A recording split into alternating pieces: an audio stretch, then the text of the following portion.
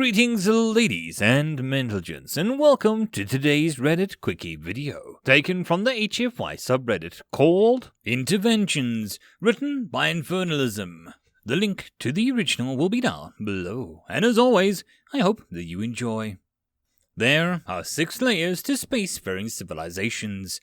They range from fledgling societies just barely able to escape the bonds of their homeworld's gravity, to godlike societies that manipulate whole universes for their own unknowable reasons. Each layer is distinct, with its own particulars, goals, and traits. But we won't be talking about those higher-level civilizations. We're going to be talking about the second and third layers. The second layer is composed of those civilizations that have begun to reach into space. Having explored and colonized their own systems, they now reach out to the other worlds, full of bright hope, broadcasting out into the void, hoping to find others and join in the great galactic stage. The third layer is composed of those of the second layer that have managed to survive their naivety, and those that prey on those in the second layer. Aggressive, selfish, and jaded, these surviving species have embraced might makes right and have shed their hopes and dreams for bright and glorious futures. If the higher layers are aware of these vandals, they do not care and they do not intervene. There are those who have long pondered what great filter exists in the universe that strains out the teeming life that the universe must hold. So vast and inviting to life as it is, what those pondering souls fail to understand is that there is no single great filter. There are many, and this is the story of one. The Bardom were only one of 1,000 warlord species that filled the spiral, traveling from system to system, looking for worlds to plunder and scavenge from, running and hiding from those greater species whose technology outweighed their own. Once they had been poets and artists, but they had been many generations ago, when they first reached out beyond their own long-lost homeworld, if any existed still. They explored their art and what little downtime was allotted to them. Once a species of billions, the many years since their world had been unconquered and scavenged had reduced their numbers to a hard and jaded fraction. A few 100,000 remained, though the Bardom say that many millions more exist back in their homeworld, enslaved by the greater power that had descended upon them. But those that had escaped had become something stronger, sharper. Like carbon put through an endless pressure and time, they had become something terrible in its simple beauty, a reflection of horror committed against them. Worst of all, it had begun with such a high purpose, to find a way to build themselves up into a force capable of retaking their homeworld. Instead, existence had turned them into one of the 1,000 warlord hordes roaming reaches of the spiral. Today, the only art that the Bardom appreciated were the arts of tracking and scavenging. Nomadic by necessity, plunderers by habit, they celebrated the most ruthless amongst their number and elevated those best trackers to hunter status, leaders of all. And perhaps in a bit of divine irony, the Bardom were gifted listeners with an ear for song and sound, a trait that had been turned to listening for the stars themselves and the signals that flowed through the empty stretches of space. They moved through the stars almost aimlessly, drifting from one region to another, searching for worlds worthy of plunder, looking for resources, materials, and new technologies. Imagine, if you can, 100 ragtag ships, many makes and models, a result of uncounted plundered worlds, but the core remains the same, old and hard and crusted with weaponry and armor, a fog of small drone ships encircling each ship, constantly watching for signs of danger, suicidal proto-AI guiding these tiny vessels, and committed to violence in the name of survival. But beneath all of these layers is a hard years of terrible decisions. The ships still held their initial shape, but if you squint just right, you can see the flowing lines of these star cruisers, the artistry of their designs, built like birds from their own lost world.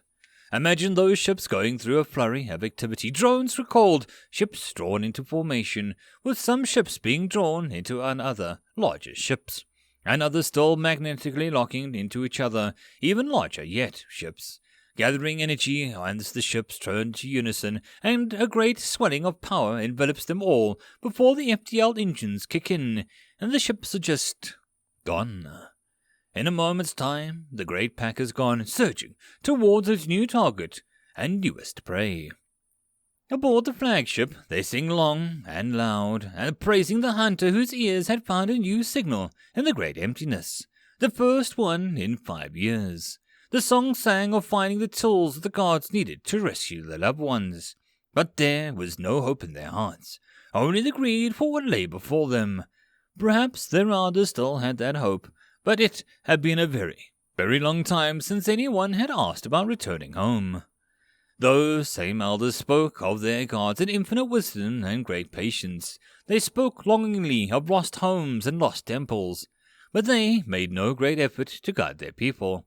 Perhaps out of despair, or perhaps they no longer believed in those gods. Feeling betrayed and abandoned, they saw no reason to cling to the powerless deities that saw fit to leave them adrift and homeless. Whatever the case may be, when their ships were suddenly crashing out of the FTL space and into real space, without reason or warning, many Bardem remembered their gods and called out for mercy. "Watcher, report!" Smoke and high-pitched squeals filled the room, alarms and the smell of burning circuitry and a dozen voices yelling into the mix, before they were silenced with howls of furious indignation from the first hunter. To look upon the burden was to see the strange mix of wolf and bear, tall and haunched, elongated jaws with great scooped ears that could and did pivot this way and that, smooth fur, short and purely cosmetic by this point, long-limbed and most intricate of hands, 6 fingers and an extra joint in those fingers that allowed them to work with instruments with incredible speed and dexterity. "Reports, God be damned! Sir, the fleet has fallen out of FTL space. Reason unknown. All ships are reporting damage to their engines, along with our own. FTL engines are offline. Engineers are reporting, stating that a massive damage has been done. They're screaming that we need to stop to assess the damage. Can't. We're venting atmosphere." This came from the hunter's second, a quiet elder that had been his second for a very long time. Long enough for him to trust him without a second thought. A dreadful thought that, slowly suffocating as the air hissed out into space. Watcher, direct the engineers to do what repairs they can while en route. Do not inform them of the atmosphere leakage. That goes for you all. Second, find me a world. Directly ahead of us, Hunter. It's a world that we were tracking. Orientation, we're approaching from the system south. From directly beneath them, so to speak. Set intercept course and begin scanning for technology as soon as we're within range. With something to do, the crew fell silent, leaving the hunter alone with his thoughts and fears. If this world was tech-heavy, they'd be stuck either attacking without an avenue for escape, or being at the mercy of a foreign power, neither of which appealed to the hunter. Already he was drawing upon 30 years of experience, assessing strategies for a dismal situation and not finding any optimal solutions. It all came down to surprise and catching them off their guard, getting into a good strategic location, perhaps geosync over the capital end. And, of course, being so focused on what lay before them, they neglected to think what lay behind. They lost 3 cruisers before they were even aware of the attacking ships. Headlong retreat had not been the foremost in the hunters' plans for approach, but they were really out of ideas.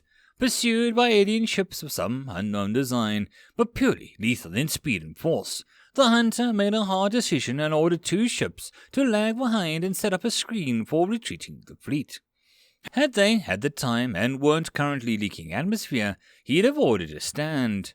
But with his ship and the dozens of others reporting the same structural damage, they had no choice. They had to get into a habitable world before they all died. They would mourn their 2 ships and their crews later when they had the time. If they had the time, if they survived. A possibility that grew increasingly less likely. He realized with cold dread when his watcher began reporting that dozens of other ships were on an intercept course from the nearby system. A trap. They had been baited into a trap. The bait had been laid out in front of them, and they'd happily dove into the net, thinking only of easy prey and easy glory and loot. And now they would die. Hunter, I'm getting initial tech scans from the world ahead. Let me guess, high-tech and aggressive. It was there the ships had ambushed them. It was their tech that had destroyed their FDL engines, and it was their ships that was on the attack vectors with the fleet. These people, they were all going to die here, abandoned and lost, and yet they had come to plunder and kill and scavenge, for the greater good, he told himself, for their lost world. So lost was he upon his own despair that he missed the response the first time. What? Say again? Average tech? Lower than our own, but I'm picking up something in orbit, and, we're being hailed. Translating.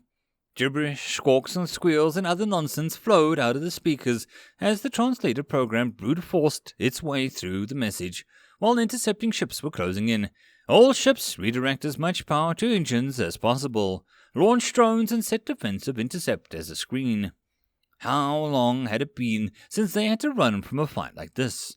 Not since the last attempt to liberate their home world. Long before this time as Hunter. So ironic that he and his people would die here, in retreat and disgrace. Hunter, scans report orbital defense satellites, plasma-based long range, and they're turned on us, yes. Of course, he'd let the fleet be herded into a trap. Second, prepare to order a complete halt. Weapon officers, prepare to order drones to aggressive stances. Watcher, relay to all ships that slave their targeting systems to our own and form a defensive position around us. They had the largest and most powerful of their guns. Defending the flagship would be a key to the survival, and yet, Hunter, we have 20 minutes of atmosphere left if vented compartments. Understood. I don't know about the rest of you, but I'd rather die quick than suffocate. Second, signal the fleet to stop. The final screening from the translator, and a new message was bombarding them. I repeat, vessels on approach, lower your weapons and defensive shields. We are transmitting safe passage coordinates through the orbital mines. If you do not lower your weapons and shields, you will be destroyed. It repeated twice before anyone reacted, and it was only the noise of the drones exploding behind them, echoing through the fleet comm system, woke them up to reality. The watchers were staring at the monitors with increasing horror. Whatever it was behind them and the sides was tearing through the drones with a vengeance. Death behind them, death on either side, and death standing before them. Smiling and promising safe passage, just lower your guns and come within range of our weapon satellite. Death smiled at them and the bony grin and promised to save them. Watcher, receiving navigational coordinates, simple design. Our systems translated it almost instantly. It maps out a path to approach to the surface. And their satellites are tracking us, armed. Another explosion came through the comms as the monitors dispassionately noted the loss of a cruiser behind them. It was that explosion that finally woke him up, stirring him from his despair. All ships, follow us in. Watchers, transmit path coordinates. Second, take us in. And with that, the last hunter of the bedroom led his people straight into the laughing embrace of death. Callan stood in the shade and stared up at the sudden flashing and explosions overhead. Far overhead of the edge of space, ships, so many ships, died as he mourned. More invaders, more scavengers come to take him by death. He stood, watched there, and waited until the explosion stopped. He sighed deeply and turned his attention back to his farm. 50 years. He'd been there. 50 years, and he still never got used to the sight and sounds of explosions overhead. They'd come so close to being one of those explosions. It touched upon him every time that he saw another invading group refuse to listen, refuse to comply, and refuse to trust. Once upon a time, he had let his own distrust of existence, of the horrors that he'd endure, coax him into diving headlong into a suicide and destruction, rather than trust an unknown voice over the comms. But instead of death, he found the satellites turn away from him as he ordered all weapon systems offline and turned towards the pursuing ships behind him. Of these near 100 ships, 71 had survived the gauntlet. 260,000 of his warriors landed on the planet. Today they stood 413,000, and they were farmers, craftsmen, defenders, and artists. Such artists. They occupied a big portion of the place once called Russia. It amused the humans for some reason that their kind occupied the land. The humans apparently owned the world, but shared it, and not just with the bedroom. 16 other species called the planet home, all invading species, all conquerors, all scavengers, all with the same kind of story as Callum, and he shared with them, forced by circumstances into being as horrible as the universe required, and yet, now each of them found the way back, down to the edge of destruction. 50 years ago, Callum sat with the humans that greeted them upon the landing, and had been told the story of how humanity had reached out into the stars and found a hostile galaxy waiting for them, invading it so many times, and each time driving them away. They finally decided to find a new home in the deeper reaches of space, where they might find some peace. But some remained behind, some remained to maintain the defenses, and in time develop new use for the many generations of defensive technologies that they deployed. The humans had baited the pathways of the nearby galaxy with radio signals that pointed the way back to Earth. But the path led through a destructive subspace mines designed to destroy FTL engines. They called it the Crucible. Death on all sides and a voice offering safety before them. If they would but walk in with no weapons in hand, those races that could not do it were destroyed, either by the satellites or by those invading behind them, or fought the invaders off and conquered a part of the system for themselves, to become part of the endless trap itself. 3 dozen invading species had claimed a part of the star system, huddled on their ships and crude developments of moons and in the asteroid belts, feverishly fighting each other and newcomers, constantly trying to scavenge enough to repair the FTL engines, and would never work within the system itself.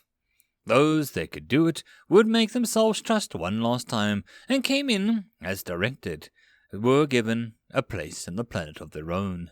They were given a place on a ruling council, a place where they learned to coexist and trust again, where they learned to work with the other species and to grow with them.